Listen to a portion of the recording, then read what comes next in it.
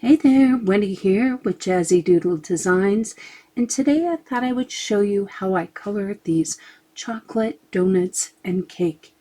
So let's get started. So to start with, you're going to pick any medium colored brown. Now, if you can, choose one with a little bit more of a red tone, like this shaved chocolate. I thought it was ironic that that's the name of this one. But I'm using brute Pruner squares here, but you could use any pencil and really just use any medium kind of brown. And as I color here, you can see I'm not being super thorough here. If you miss a spot, that's okay because we're going to be going over it with another color. But basically, the first thing that I wanted to do when you saw me penciling in those little circles and squares, those are going to be our highlights. And I actually define them at the beginning so I make sure that I leave them. So as you can see, I didn't color everything.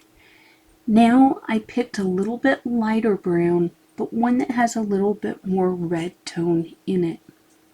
And I'm just going over all of the areas except for my highlighted areas. So filling in all those gaps. But definitely leave your highlights. That's what makes your donut look glazed and not just, brown. Next, we're going to go in with our white. And we're going to go over each of those highlighted areas. And we're also going to cover like the edges with the white. And this will give it a little bit, I don't know, it's kind of like the glaze on the donut. Next, we're going to go in with a really dark brown. So in this case, I chose seal brown, but any really dark brown would work. And I'm just going to go along the inside edge and along this outside edge a little bit, just adding a little bit of depth to our donut. Don't overthink this. There's going to be variances of color. Okay, we're back to our original brown. So whatever that medium brown is. And I'm just kind of going over, quote unquote, the brown parts. We always want to keep our highlights. But I'm just kind of smoothing it out, making sure everything's filled in with color, kind of burnishing. I'm not pressing super hard, but I'm not lightly touching either. So that's it. That's our first completed donut. Now we're going to do the same with the rest of them, including the cake top. So let's start our process again. We're going to start with our medium brown, whatever that is for you, and we're going to draw in our highlights. Now, I try and pick a few spots around the donut. I looked at some pictures of donuts. There didn't really seem to be any specific place where they should be. Generally, there was some close to the inside edge. Sometimes there was some on the outside. So once again, don't overthink this. We're not going for photorealism here. We're just having a play with our coloring books. So I'm just making sure to set those aside though, because if I just tell myself I'm not going to color it, I will inevitably, inadvertently color over it. Now we're going to go around and randomly color about 3/4 of the donut with this color. Now I'm not being super particular. In this case, I don't even know that I do 2/3. I just do some of the donut with that color. This one I'm going to do a little bit more. That's the best part of this, is that it really doesn't matter too much. Now I kind of went over my highlight, even though that's why I mark them out. But We can fix that with a highlighter, with a white Posca paint pen. At the end, at the very end of the color along, I do that. At this point, I haven't used any white pen. I have just saved the white. Now I'm going in with my other medium brown. I would say this one's a little bit lighter and more the overall color of milk chocolate. But once again, try and lean towards red browns as opposed to gray browns. I think that to me reads a little more like chocolate. And then when we use our third color, that's where I put in more of that gray brown, that dark brown, maybe like a Van Dyke brown or something like that. But play around, draw a circle on the back of your paper, and donuts aren't hard to draw. Draw a circle with a circle and give it a go and see what colors work for you in case you don't have brute Forner squares. You could do this with any colored pencil set. In fact, you could use this exact same process if you wanted to color these orange or pink or even, well, white would be a little more difficult because, it's white. But any other color, you could just pick 3 colors and basically do the same concept. So once again, kind of going over, using this white somewhat to blend a little bit, to go over my highlighted areas. Now, I will caution you, if you go over the brown, your white pencil can pick up the brown, and then when you go over your white areas, it will, make it look a little beige. So if you want them to be white, make sure that you wipe your colored pencil on another sheet of paper or your pants, a rag or something to get that color off.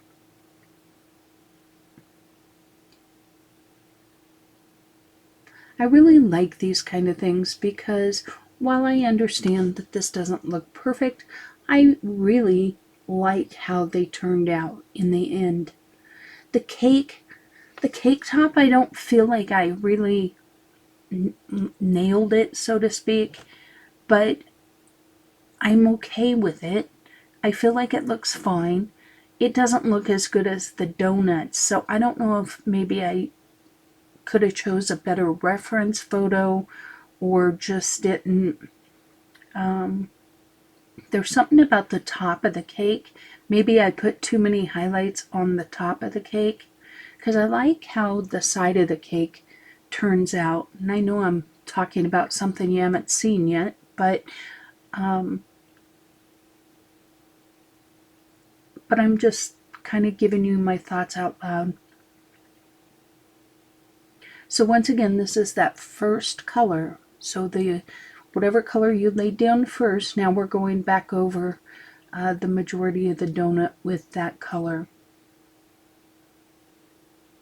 Just making sure that we don't have any places where we haven't colored.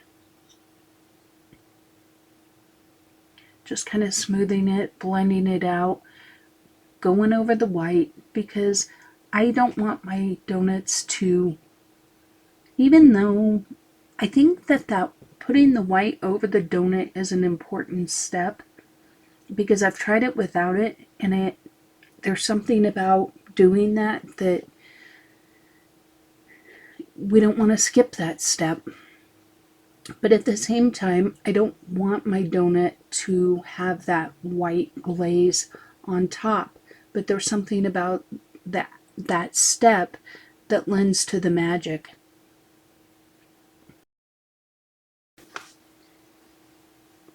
Okay, so as we start working on our cake, we are going to put our highlights in. And I'm concentrating mainly on the right hand side of the cake. Don't forget to put your highlights on all the drips as well. Now you could have made one big highlight here on that right where I'm drawing right there. You could have made that go all the way across. I kind of liked it just broke up. I want some highlights right here on the rim. Now I'm not super happy with my highlights on the top of the cake, but this is an adult coloring color book that we are coloring to have some fun, so I'm not going to be losing any sleep over it, but it is something that you may want to look at some pictures and see what you think, because in the end I'm not 100% happy with where I put the highlights on the top. I think the side of the cake turned out really well. But anyway, we're going to go in. I do switch up the order a little bit here. Right now I'm going in with my first brown, just like I did on the donuts. But on the cake, next I'm going to go with the darker brown, and I'm going to add in a little bit of shading before I go over the whole thing with that lighter red brown. Not exactly, there isn't an exact science to any of this, guys. So I want you to feel free to change things up a little bit and to be open to the process of learning the concept behind this and then applying it. Because like I said, you could apply this to any color or any time you need something kind of shiny. The difference between your dark and your white is what lends the look of shine, right? So you can apply that when you're working on metals, the same kind of concept. But here's where I was telling you I go in with the darker brown first, whereas on the donuts I went in with that mink color first. It doesn't really matter. They each serve the same purpose. I just found it a little easier to go in with my darks first this time. But basically, I'm going over, areas that might be in shadow or where I want a little more depth. The idea is that chocolate is not a solid, uniform, one color brown. And if you're looking at the background in the back, bear in mind that I work in layers and I often put in my initial colors first and then come back and add more layers. So they're definitely not done. There will be a full color along on the channel, but as of the time of my recording this tutorial, the picture is now complete, but I haven't edited it. But I wanted to get this one out. On Instagram, I have I think it's a 1.5 minute reel on this. So it's definitely a more sped up version, but I wanted to do an actual, how do I color chocolate tutorial as opposed to just, 90 seconds speed coloring.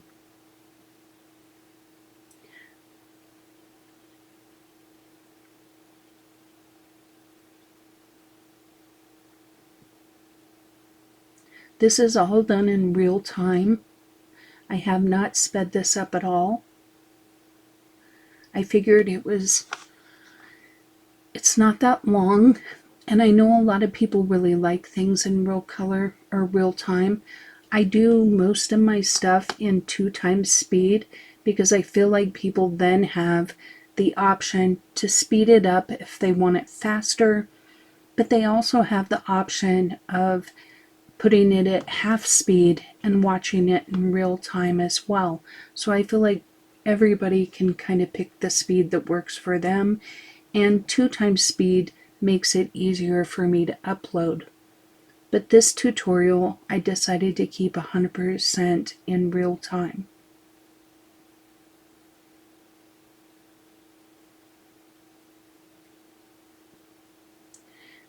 Like I said earlier, when I completed the entire color along, and then I go back and I add highlights with my Posca pen, I did add a little white to the highlighted areas. But frankly, I don't really feel like they need it. I think they look really good as is, especially the donuts.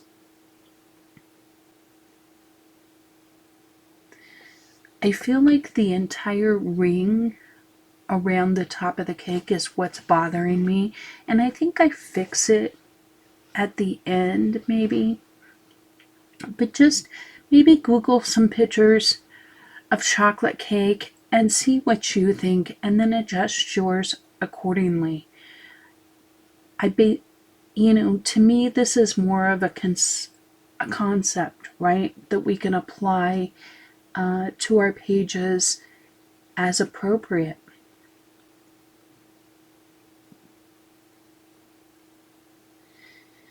But you can see here, I add a little bit, and then I kind of pull my pencil back, take a look, and say, okay, what do I like? What do I don't like? Okay, I'll add a little bit more here. Okay, do I like that? What's missing? What needs smoothed? Or whatever. You could go in with a blending stick or, blending pencil, but I don't really feel like you need it here. Most of this has been burnished by the number of layers that we've done and my heavy hand. I hope you found this tutorial helpful.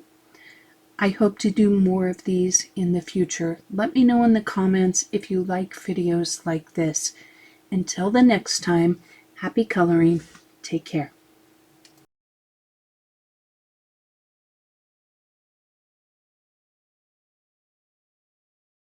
Thank you for watching another video from Jazzydoodledesigns. If you enjoy adult coloring content, please consider subscribing. You can now find me on Instagram and Facebook as well. I welcome all comments and suggestions. Don't forget to like the video before you go. And until next time, take care.